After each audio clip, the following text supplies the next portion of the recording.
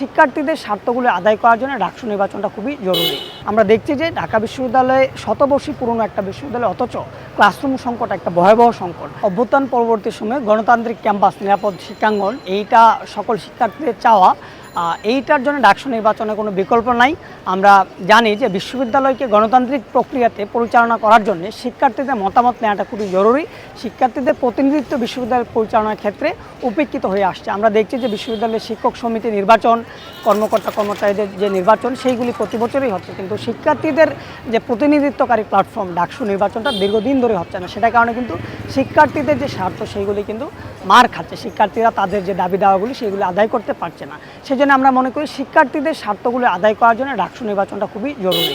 আমরা দেখছি বিগত সময়ে ছাত্রলীগের একক আধিপত্য ছিল, গণরুম, গ্যাস্ট্রুম, সন্ত্রাসী কর্মকাণ্ড, দখলদারিত্ব, সিট দখল, হল দখল, এইগুলি ছিল, চাঁদাবাজি ছিল।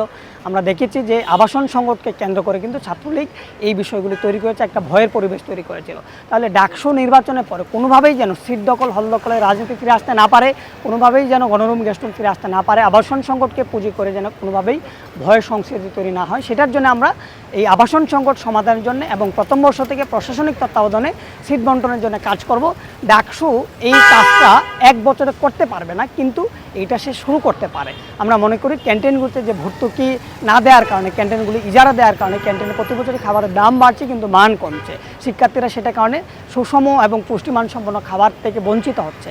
আমরা দেখছি যে এই পরিবহন সংকট এবং পরিবহন সংকটের সাথে সাথে আমরা যদি দেখি যে মেডিকেল সেন্টারটা একটা নাপা সেন্টারে পরিণত হয়েছে। এইখানে শিক্ষার্থীদের যে চিকিৎসার জন্য যে সুযোগ সুবিধা থাকা সেটা নাই। আমরা দেখছি যে লাইব্রেরিতে সকালবেলায় একটা বিশাল লম্বা লাইন হচ্ছে। শিক্ষার্থীদের পড়াশোনার জন্য যে লাইব্রেরিতে, কেন্দ্রীয় লাইব্রেরিতে পর্যাপ্ত পরিমাণ আসন নাই, আধুনিকায়ন করা দরকার। লাইব্রেরি সেমিনারগুলি, ডিপার্টমেন্ট এবং হলগুলিতে যে সেমিনারগুলি আছে সেইগুলিকে আধুনিকায়ন করা দরকার। আমরা মনে করি ডাকসুর মাধ্যমে এই কাজগুলি করা সম্ভব। আমরা দেখছি যে ঢাকা বিশ্ববিদ্যালয়ে শতবর্ষী পুরনো একটা বিশ্ববিদ্যালয়, অথচ ক্লাসরুম সংকট একটা ভয়াবহ সংকট। তাহলে ডাকসু সেই কাজগুলি করতে পারে, ক্লাসরুম সংকট সমাধান হতে পারে। আমরা দেখছি যে ঢাকা বিশ্ববিদ্যালয়ের বিভিন্ন ডিপার্টমেন্টগুলিতে, হলগুলিতে ঝুঁকিপূর্ণ লিফট বা লিফটের অপর্যাপ্ততা আছে, বা ঢাকা বিশ্ববিদ্যালয়কে ইন্টারনেট সার্ভিসের আওতাভুক্ত আনা সম্ভব। এই কাজগুলি ডাকসু করবে। আমরা মনে করি যৌন নিপীড়ন বিরোধী সেল একটা এখানে আছে। বিভিন্ন সময় এখানে যৌন নিপীড়নের ঘটনা ঘটেছে, কিন্তু সেগুলির বিচার হয়নি। শিক্ষার্থীরা সেই যৌন নিপীড়ন বিরোধী সেল থেকে সহযোগিতা পায়নি, শিক্ষার্থীরা এটা জানেও না পর্যন্ত। আমাদেরকে শিক্ষার্থীরা কেন ভোট দেবে সেটা যদি বলতে যাই, তাহলে বলবো যে গত যে 16-17 বছর থেকে শুরু করে পুরো সময়টাতে আমরা কিন্তু ফ্যাসিবাদ বিরোধী লড়াইয়ে একটা নির্ভরযোগ্য সহযোগী হিসাবে ছিলাম। আমরা শিক্ষার্থীদের যে ধরেন আবাসন সংকট, গণরুম, গ্যাস্ট্রুম, ভয়ের যে পরিবেশ, এইগুলির বিরুদ্ধে কথা বলেছি। ক্যান্টিনে খাবারের দাম কমানোর দাবিতে আন্দোলন করেছি। আমরা ডাকসু নির্বাচনের দাবিতে আন্দোলন করেছি। আমরা নাইট কোর্সের বিরুদ্ধে আন্দোলন করেছি।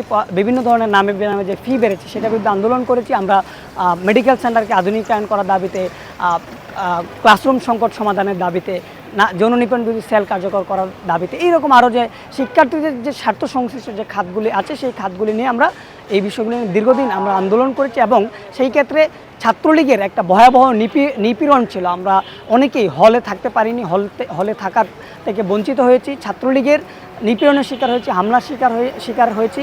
প্রশাসনের পক্ষ থেকে বিভিন্ন ধরনের বাধাগুলির শিকার হয়েছি, পুলিশি হামলার শিকার হয়েছি। আমাদের অনেকেরই হাত ভাঙা, পা ভাঙা বা পঙ্গুত্ব বরণ করা, মাথা ফেটে যায়, এই ধরনের ব্যাপারগুলি কিন্তু আছে।